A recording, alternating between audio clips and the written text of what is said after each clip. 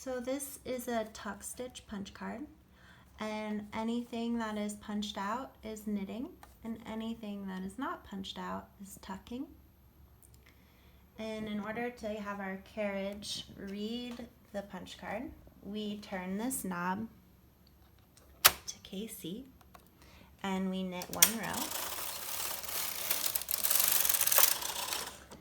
And our needles are then engaged.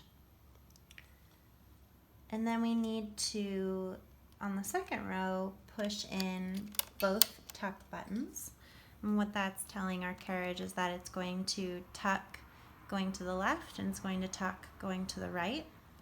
In theory, if you want to experiment with just tucking in one direction, you can, and you would just push in one of the two buttons. So now with our punch card engaged, our tuck buttons pushed in, we can begin to knit.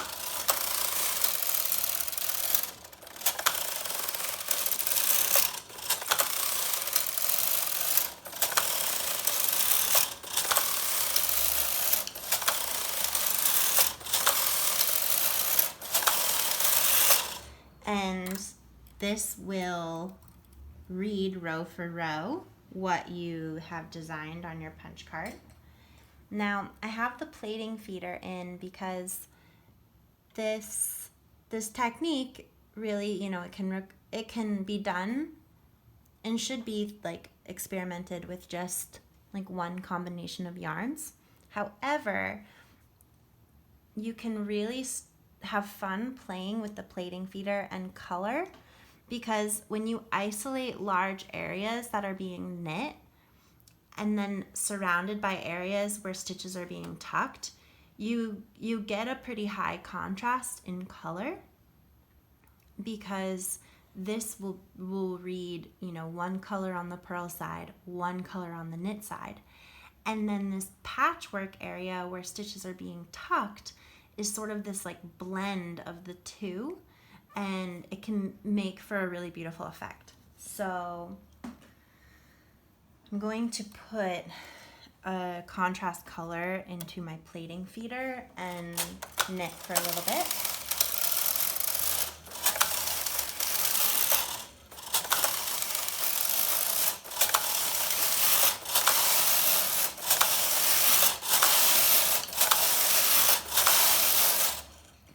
I'm holding on to my knitting. This technique really needs like quite a bit of tension and quite a bit of weight, so I'm trying to give it that.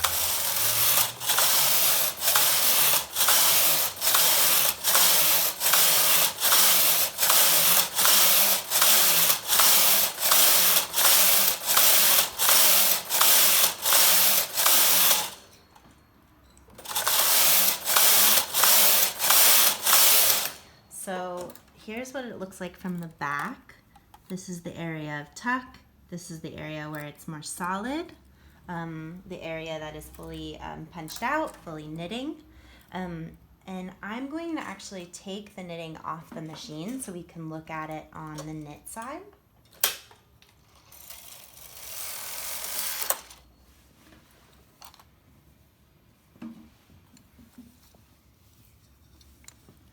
And so I think most of the contrast is happening on purl.